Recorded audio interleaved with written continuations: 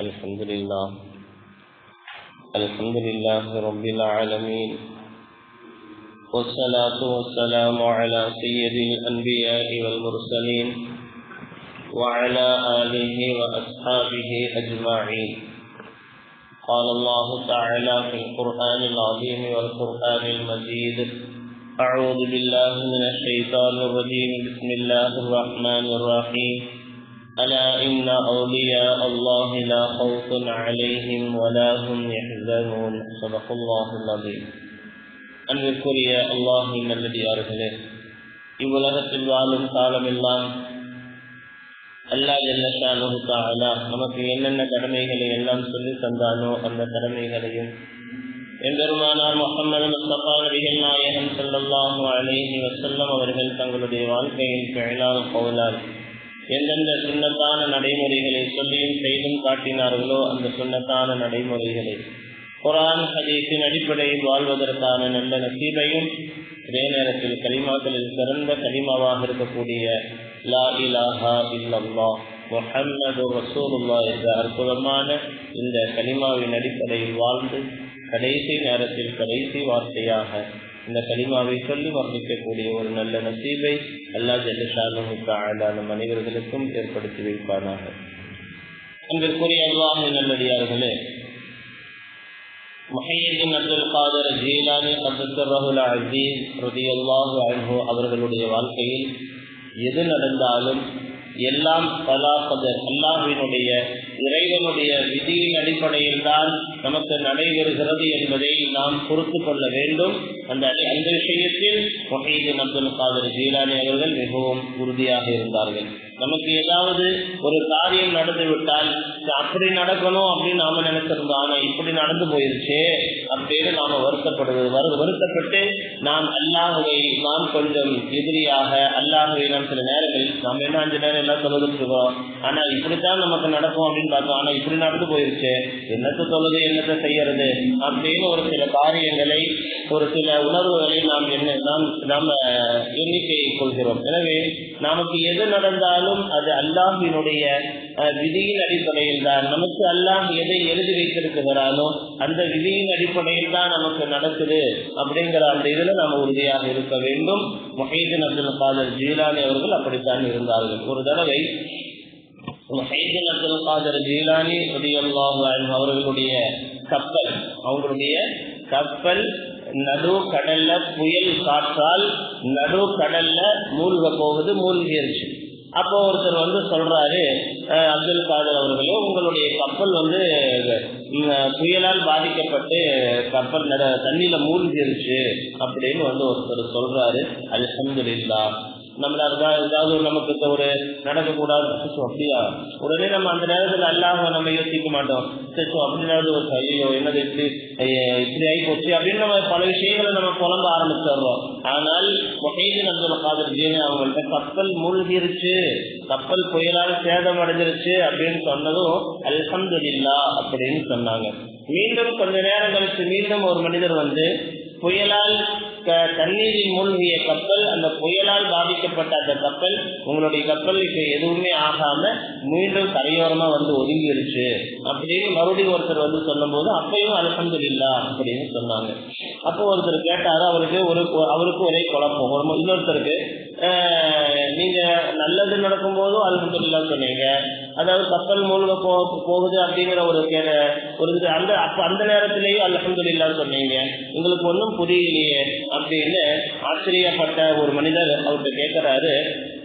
அப்போ முஹய்யிதீன் அப்துல் காதர் ஜீலானி அவர்கள் சொல்லுகிறார்கள், கப்பல் இழந்ததற்காகவோ அல்லது அந்த கப்பல் மீண்டும் கிடைத்ததற்காகவோ நான் அல்ஹம்துலில்லாஹ் சொல்லவில்லை.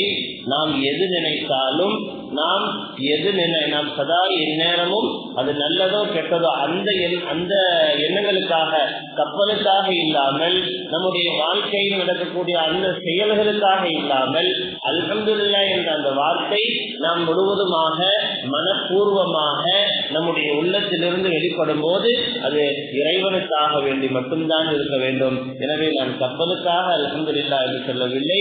நான் இந்த நேரத்தில் மட்டுமல்ல, நான் எந்த நேரத்தில் எப்படி இருந்தாலும் எக்காலமும் நான் அல்ஹம்துலில்லாஹ் என்பதை நான் பரிபூர்ணமான முறையிலே இறைவனுக்காக வேண்டித்தான் நான் சொன்னேன் என்று முஹையீன் அப்துல் காதர் ஜீலானி அவர்கள் சொல்லுகிறார்கள். எனவே அது மட்டுமல்லாமல் முஹையீன் அப்துல் காதர் ஜீலானி ரலியல்லாஹு அன்ஹு அவர்கள் இயற்கையிலேயே அழகு வாய்ந்தவர்கள் என்பதை என்று நமக்கு வரலாற்றிலே எழுதுகிறார்கள். இந்த அளவுக்கு சொன்னால், எப்படி நபிகள் நாயகம் ஸல்லல்லாஹு அலைஹி வஸல்லம் அவர்கள் நடந்தால் பூமியில் நிழல் படாதோ, அவர்களுடைய உடலிலே எப்படி ஈக்கள், அதே போல கொசு, அந்த மாதிரி எறும்புகள் எப்படி உட்காராதோ அதே போல முஹையீன் அப்துல் காதர் ஜீலானி அவர்களுடைய மூக்கு துவாரத்திலிருந்து எந்த தண்ணீரும் வெளிப்படாது. அதே நேரத்தில் தொண்டையிலிருந்து காரல் என்பது வெளிப்படாது. அதே நேரத்தில் அவர்களுடைய உடம்பிலே ஈ எறும்பு எல்லாம் அமராது என்று நமக்கு வரலாற்றினுடைய கிதாபிலே ஆசிரியர்கள் நமக்கு எழுதுகிறார்கள். அதே போல முஹையீன் அப்துல் காதர் ஜீலானி அவர்கள் வெறும் அறிவு துறையில் மட்டுமல்ல, ஆன்மீக துறையிலேயும் சரி, அதே நேரத்தில் நமக்கு பெரிய பதவி கிடைக்கக்கூடிய நேரத்திலேயும் சரி, எந்த நேரத்திலேயும் நான் தன்னை பெரிய ஆளாக அவர்கள் நினைத்ததே கிடையாது.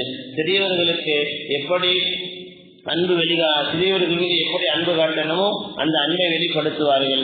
பெரியவர்களுக்கு எப்படி மரியாதை செய்யணுமோ அந்த விதத்தில் மரியாதை செய்வார்கள் என்பதை நாம் அவர்களுடைய வரலாற்றுகளிலே நாம் பார்க்கிறோம். எனவே நான் ஒரு பெரிய ஆள், நான் அறிவுத்துறையில நான் பெரிய ஆசிரியர், நான் ஆன்மீக துறையில நான் எல்லா நபர்களுக்கும் பெரிய தந்தையாக இருக்கிறேன், எனக்கு பெரிய பெரிய பதவிகள் எல்லாம் இருக்கிறது, எனவே தான் பெரிய ஆள் அப்படிங்கிற தன்னை பெரிய ஆளாக நினைக்காமல் மற்றவர்களுக்கு முன்னால் தன்னை படிவான முறையிலேயே முஹையீன் அப்துல் காதர் ஜீலானி அவர்கள் மேற்கொண்டார்கள். காரணம், இது போன்ற வரலாறுகள் நாம் படிக்கக்கூடிய ஒவ்வொரு வார்த்தைகளிலேயும் ஒவ்வொரு நேரத்திலேயும் அந்த குணம் நமக்கும் வர வேண்டும். எப்போதுமே ஏழ்மையான மக்களை பார்த்து நீங்கள்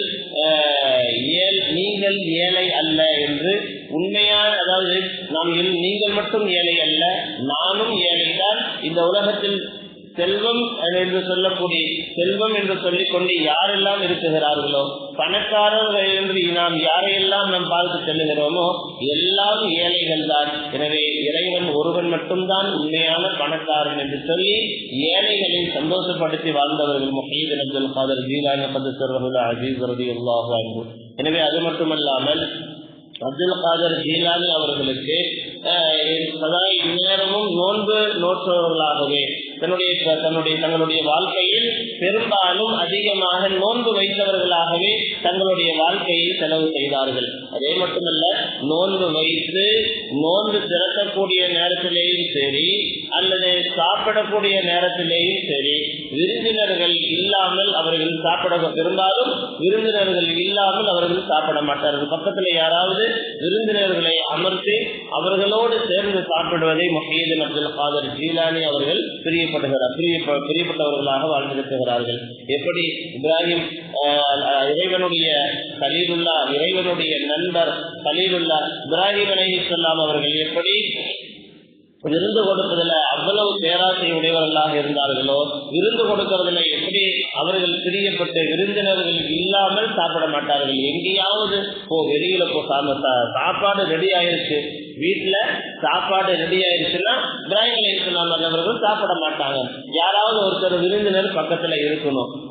போய் வெளியில பாருங்க, யாராவது சுத்திட்டு இருக்கிறாங்களா, வெளியில யாராவது ரோட்ல அங்க எங்கேயும் போயிட்டு இருந்தாங்கன்னா ஒருத்தரை கூட்டிட்டு பக்கத்துல உட்கார வைங்க, நாங்க 2 பேரும் சேர்ந்து சாப்பிடுறோம் அப்படின்னு விருந்தினர்கள் இல்லாமல் இப்ராஹிம் அலைஹிஸ்ஸலாம் அவர்கள் சாப்பிட மாட்டார்கள். அந்த பழக்கத்தை முஹையீன் அப்துல் காதர் ஜீலானி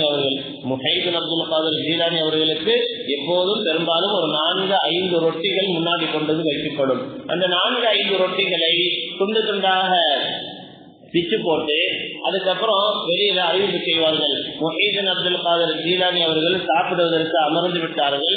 அவர்களோடு சேர்ந்து சாப்பிடுவதற்கு யாருக்காவது ஆசை இருக்குகிறதா என்று அழைப்பு கொடுப்பார்கள். அப்போது பலர்கள், நிறைய மக்கள் முஹீத் அப்துல் காதர் ஜீலானி அவர்களோடு, உதாரணமா நம்ம ஊருக்கு ஒரு பெரிய ஷேக், பெரிய வலி, அவுலியா, முஃப்தி, அவங்க பெரிய ஒரு ஆள் வர்றாங்க அப்படின்னா அவங்க பக்கத்துல அவங்களுக்கு நம்ம வீட்டுல சாப்பாடு கொடுக்கணும், அவங்க பக்கத்துல உட்கார்ந்து நம்ம சாப்பிடணும் அப்படின்னு நாம நினைக்கிறோமா இல்லையா? அந்த மாதிரி அவங்களுக்கு பக்கத்துல உட்கார்ந்து நம்ம சாப்பிடணும் அப்படின்னு அவங்க நினைப்பாங்க. சாப்பிடக்கூடிய நேரத்தில் எப்படி, அதாவது அதே போல எப்படி நபிமார்கள் சஹாபாக்கள் எல்லாம் எப்படி விருந்தினர்கள் இல்லாமல் விருந்தினர்களை கண்ணியப்படுத்தினார்களோ அந்த கண்ணியத்தை வெளியிலிருந்து வந்து தன்னோடு அமர்ந்து சாப்பிடக்கூடிய அந்த விருந்தினர்களுக்கு கண்ணியம் கொடுக்கக்கூடிய பழக்கமுடையவர்களாக முஹீத் அப்துல் காதர் ஜீலானி அவர்கள் இருந்திருக்கிறார்கள் என்பது இது போன்ற வரலாறுகளை எல்லாம் அவர்களுடைய சரித்திரங்களை படிக்கும் போது அவர்கள் நமக்கு எழுதி தருகிறார்கள். எனவே அன்பிற்குரிய அல்லாஹ்வின் நல்லடியார்களே, இவ்வுலகத்தில் வாழும் காலம் எல்லாம் நாம் எந்த நேரத்திலேயும்